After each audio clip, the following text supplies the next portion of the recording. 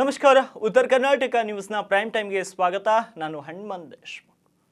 ದೇಶದಲ್ಲಿ ವಿದ್ಯುನ್ಮಾನ ಮತಯಂತ್ರಗಳನ್ನು ತಿರುಚಿ ಚುನಾವಣೆ ನಡೆಸಲಾಗುತ್ತಿದೆ ಅಂತ ಆರೋಪಿಸುವವರಿಗೆ ಸುಪ್ರೀಂ ಕೋರ್ಟ್ನಿಂದ ಒಂದು ದೊಡ್ಡ ಹೊಡೆತ ಬಿದ್ದಿದೆ.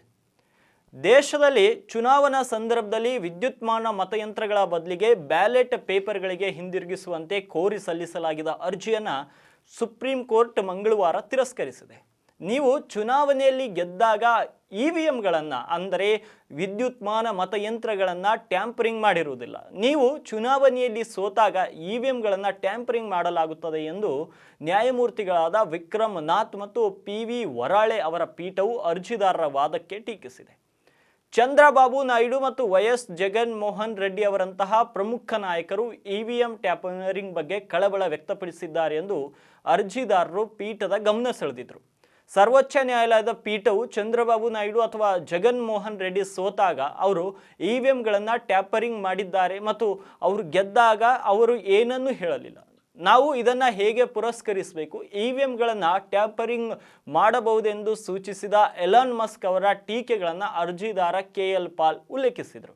ಪಾಲ್ ಅವರು 150ಕ್ಕೂ ಹೆಚ್ಚು ದೇಶಗಳಿಗೆ ಭೇಟಿ ನೀಡಿದ್ದು ಹೆಚ್ಚಿನ ದೇಶಗಳು ಬ್ಯಾಲೆಟ್ ಪೇಪರ್ ಮತದಾನವನ್ನು ಅಳವಡಿಸಿಕೊಂಡಿವೆ ಮತ್ತು ಭಾರತವು ಅದೇ ವಿಧಾನವನ್ನು ಅನುಸರಿಸಬೇಕೆಂದು ಅರ್ಜಿದಾರರು ವಾದಿಸಿದರು. ಅದಕ್ಕೆ ಪ್ರತಿಕ್ರಿಯಿಸಿದಂತಹ ಪೀಠವು ನೀವು ಪ್ರಪಂಚದ ಇತರೆ ಭಾಗಗಳಿಗಿಂತ ಭಿನ್ನವಾಗಿರಲು ಏಕೆ ಬಯಸುವುದಿಲ್ಲ ಎಂದು ಅರ್ಜಿದಾರರನ್ನು ಪ್ರಶ್ನಿಸಿದೆ. ಅಷ್ಟೇ ಅಲ್ಲ, ಚುನಾವಣಾ ಪ್ರಚಾರದ ಸಂದರ್ಭದಲ್ಲಿ ಹಣ ಮತ್ತು ಮದ್ಯದ ಬಳಕೆಯನ್ನು ನಿಯಂತ್ರಿಸಲು ಸಮಗ್ರ ಚೌಕಟ್ಟನ್ನು ರೂಪಿಸಲು ಅರ್ಜಿದಾರರು ಕೋರಿ ಈ ವರ್ಷ 2024ರಲ್ಲಿ ಜೂನ್ ತಿಂಗಳಲ್ಲಿ ಆಯೋಗವು 9,000 ಕೋಟಿ ರೂಪಾಯಿಗಳನ್ನು ವಶಪಡಿಸಿಕೊಂಡಿರುವುದಾಗಿ ಘೋಷಿಸಿತ್ತು ಎಂದು ಪಾಲ್ ಅವರು ಉಲ್ಲೇಖಿಸಿದ್ದಾರೆ. ಆಗ ನ್ಯಾಯಾಲಯವು ಪ್ರತಿಕ್ರಿಯಿಸಿ, ನೀವು ಇಲ್ಲಿ ಹೇಳುತ್ತಿರುವ ನಿಮ್ಮ ಪರಿಹಾರವನ್ನು ಅದು ಹೇಗೆ ಪ್ರಸ್ತುತವಾಗಿಸುತ್ತದೆ? ನೀವು ಬ್ಯಾಲೆಟ್ ಪೇಪರ್ ಮತದಾನಕ್ಕೆ ಹಿಂದಿರುಗಿದರೆ ಭ್ರಷ್ಟಾಚಾರ ನಡೆಯುವುದಿಲ್ಲವೇ ಅಂತ ಪೀಠವು ಪ್ರಶ್ನಿಸಿದೆ. ದೇಶದ ವಿರೋಧ ಪಕ್ಷಗಳು ಇವಿಎಂಗಳ ಬಗ್ಗೆ ನಿರಂತರವಾಗಿ ಪ್ರಶ್ನೆಗಳನ್ನು ಎತ್ತುತ್ತಿವೆ. ಹರಿಯಾಣ ಚುನಾವಣೆಯಲ್ಲಿ ಕಾಂಗ್ರೆಸ್ ಸೋಲಿನ ನಂತರ ಪಕ್ಷವು ಇವಿಎಂಗಳನ್ನು 99%ರವರೆಗೆ ಚಾರ್ಜ್ ಮಾಡುವ ವಿಷಯವನ್ನು ಪ್ರಸ್ತಾಪಿಸಿತ್ತು.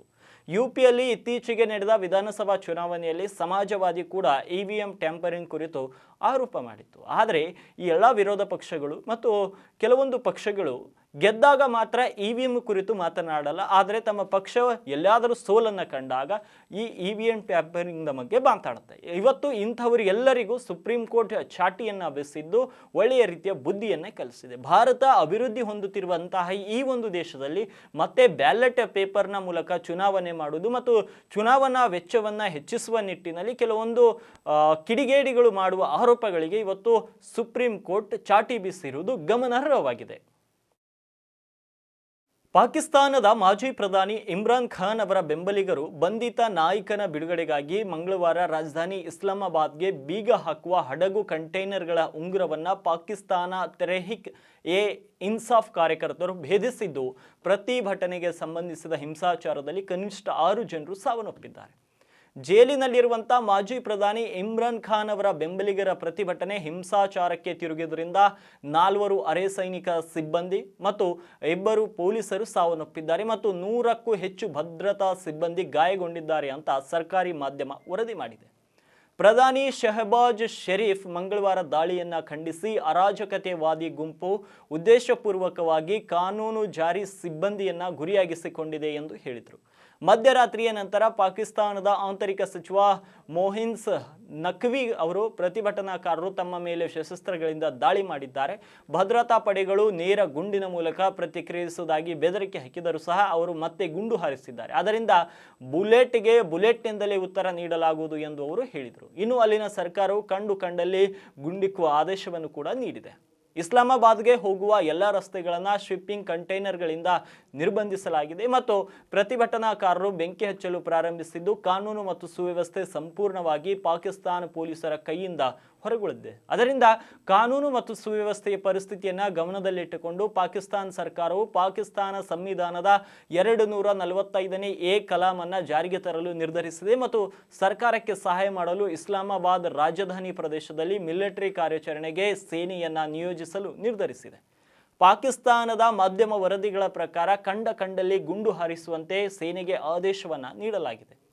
ಪ್ರತಿಭಟನೆಯನ್ನ ವಿಫಲಗೊಳಿಸುವ ಪ್ರಯತ್ನದಲ್ಲಿ ಪೊಲೀಸರು ಶುಕ್ರವಾರದಿಂದ 4,000ಕ್ಕೂ ಹೆಚ್ಚು ಇಮ್ರಾನ್ ಖಾನ್ ಅವರ ಬೆಂಬಲಿಗರನ್ನು ಬಂಧಿಸಿದ್ದಾರೆ ಮತ್ತು ದೇಶದ ಹಲವು ಭಾಗಗಳಲ್ಲಿ ಮೊಬೈಲ್ ಮತ್ತು ಇಂಟರ್ನೆಟ್ ಸೇವೆಗಳನ್ನು ಸ್ಥಗಿತಗೊಳಿಸಿದ್ದಾರೆ.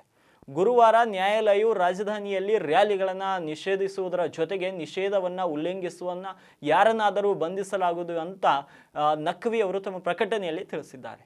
ಇಸ್ಲಾಮಾಬಾದ್ ಮತ್ತು ಇತರ ನಗರಗಳ ನಡುವಿನ ರಸ್ತೆಗಳನ್ನು ಹಡಗಿನ ಕಂಟೈನರ್ಗಳಿಂದ ಮುಚ್ಚಲ್ಪಟ್ಟಿದೆ. ಎಲ್ಲ ಶಿಕ್ಷಣ ಸಂಸ್ಥೆಗಳು ಸಹ ಮುಚ್ಚಲ್ಪಟ್ಟಿವೆ. ರಾಜಧಾನಿಯಲ್ಲಿ ಮೊಬೈಲ್ ಇಂಟರ್ನೆಟ್ ಸೇವೆಗಳನ್ನು ಸಹ ಬಂದ್ ಮಾಡಲಾಗಿದೆ. ಖಾನ್ ಅವರ ಬಿಡುಗಡೆಗೆ ಒತ್ತಾಯಿಸಲು PTI ಪಕ್ಷವು ಸಾಮಾಜಿಕ ಜಾಲತಾಣಗಳನ್ನು ಹೆಚ್ಚು ಅವಲಂಬಿಸಿದೆ ಮತ್ತು ಸಂಘಟನೆಗಳ ವಿವರಗಳನ್ನು ಒಳಗೊಂಡಂತೆ ಮಾಹಿತಿಯನ್ನು ಹಂಚಿಕೊಳ್ಳಲು ವಾಟ್ಸಪ್ನಂತಹ ಸಂದೇಶ ಕಳಿಸುವ ವೇದಿಕೆಗಳನ್ನು ಬಳಸಿಕೊಳ್ಳುತ್ತಿದೆ. ಆದರೆ ಪಾಕಿಸ್ತಾನಕ್ಕೂ ಕೂಡ ಬಾಂಗ್ಲಾದ ಪರಿಸ್ಥಿತಿ ಬಂದೊಡುವಂತಹ ದಿನಗಳು ಹತ್ತಿರವಾಗಿವೆ.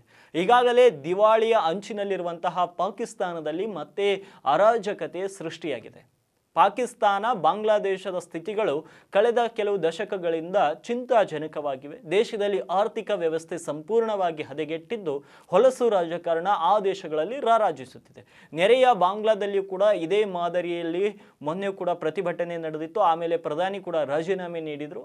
ಇವಾಗ ಅಂಥದೇ ಪರಿಸ್ಥಿತಿ ನೆರೆಯ ಪಾಕಿಸ್ತಾನದಲ್ಲಿ ಕಾಣಿಸ್ತಾ ಇದೆ. ಹಾಗಾಗಿ ಅರಾಜಕತೆ ಅಲ್ಲಿ ನೆಲೆಸಿದೆ, ಆರ್ಥಿಕತೆ ದಿವಾಳಿಯಾಗಿದೆ. ಆ ದೇಶದ ಪರಿಸ್ಥಿತಿಗಳು ಮುಂದಿನ ದಿನಗಳಲ್ಲಿ ಮತ್ತಷ್ಟು ಹದಗೆಡುವಂತಹ ಸಾಧ್ಯತೆಗಳು ಮೇಲ್ನೋಟಕ್ಕೆ ಕಂಡು ಬರ್ತಾ ಇವೆ. ಇಂದು ನವೆಂಬರ್ 26 ಭಾರತದ ಸಂವಿಧಾನದ ದಿನ ಅಂತ ಆಚರಿಸ್ತಾರೆ. ಸಂವಿಧಾನದ ದಿನವನ್ನ ಭಾರತೀಯ ಸಂವಿಧಾನದ ಬಗ್ಗೆ ಜನರಿಗೆ ಅರಿವು ಮೂಡಿಸುವ ಮತ್ತು ಸಂವಿಧಾನದ ಮಹತ್ವ ಮತ್ತು ಭಾರತ ರತ್ನ ಡಾಕ್ಟರ್ BR ಅಂಬೇಡ್ಕರ್ ಅವರ ವಿಚಾರಧಾರೆಗಳು ಮತ್ತು ಪರಿಕಲ್ಪನೆಗಳನ್ನು ತಿಳಿಸುವ ಉದ್ದೇಶದಿಂದ ಆಚರಿಸಲಾಗುತ್ತೆ.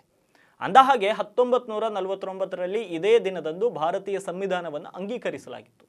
ಹೀಗಾಗಿ ಈ ದಿನದ ಮಹತ್ವವನ್ನು ಸಾರುವುದಕ್ಕಾಗಿ ನವಭಾರತ ನಿರ್ಮಾಣಕ್ಕೆ ಹೊಸ ದಿಕ್ಕನ್ನು ತೋರಿಸುವ ಮೂಲಕ ತಮ್ಮ ಅನನ್ಯ ಕೊಡುಗೆಗಳೊಂದಿಗೆ ಇತಿಹಾಸವನ್ನು ಸೃಷ್ಟಿಸಿದ ಭಾರತ ಸಂವಿಧಾನದ ನಿರ್ಮಾತ ಡಾಕ್ಟರ್ BR ಅಂಬೇಡ್ಕರ್ ಅವರಿಗೆ ಗೌರವ ಸಲ್ಲಿಸುವ ಮೂಲಕ ಸಂವಿಧಾನ ದಿನದಂದು ಅಂಬೇಡ್ಕರ್ ಅವರನ್ನು ಸ್ಮರಿಸಲಾಗುತ್ತದೆ. ತಾರತಮ್ಯರಹಿತ ನ್ಯಾಯಯುತವಾದ ಸಮಾಜದ ನಿರ್ಮಾಣ, ಭೂಮಿ ಮೇಲಿನ ಪ್ರತಿಯೊಂದು ಜೀವಿಗೂ ಬದುಕು ಹಕ್ಕಿದೆ ಎಂದು ಸಾರಿದ ಬಾಬಾ ಸಾಹೇಬ್ ಅಂಬೇಡ್ಕರ್ ಅವರು ಭಾರತೀಯ ಸಮಾಜಕ್ಕೆ ನೀಡಿದ ಕೊಡುಗೆಗಾಗಿ ಅವರನ್ನು ಸ್ಮರಿಸಲಾಗುತ್ತದೆ.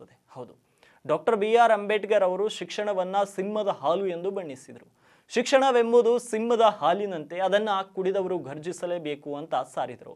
ಈ ಮೂಲಕ ಪ್ರತಿಯೊಬ್ಬ ಶಿಕ್ಷಣದ ಮಹತ್ವ ಏನು ಎಂಬುದನ್ನು ತಿಳಿಸಿದರು.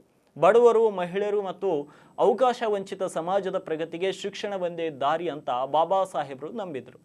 ಸಮಾಜದ ಪ್ರತಿಯೊಂದು ವರ್ಗದವರು ತಮ್ಮ ಮಕ್ಕಳಿಗೆ ಶಿಕ್ಷಣ ಕೊಡಿಸುವಂತೆ ಕೇಳಿಕೊಂಡಿದ್ರು. ಶಿಕ್ಷಣವಿರುವ ಕುಟುಂಬದಲ್ಲಿ ಕತ್ತಲೆ ಇರುವುದಿಲ್ಲ ಅಂತ ನಂಬಿದ್ರು. ಬಾಬಾ ಸಾಹೇಬರು ಭಾರತೀಯ ಸಂವಿಧಾನದ ಪಿತಾಮಹ ಮತ್ತು ಸ್ವತಂತ್ರ ಭಾರತದ ಮೊದಲ ಕಾನೂನು ಮತ್ತು ನ್ಯಾಯ ಮಂತ್ರಿ. ರಿಸರ್ವ್ ಬ್ಯಾಂಕ್ ಆಫ್ ಇಂಡಿಯಾಗೆ ಅಡಿಪಾಯ ಹಾಕಿದ, ಭಾರತೀಯ ರೂಪಾಯಿಗೆ ಮೌಲ್ಯ ತಂದುಕೊಟ್ಟ ನಿಜವಾದ ಅರ್ಥಶಾಸ್ತ್ರಜ್ಞ.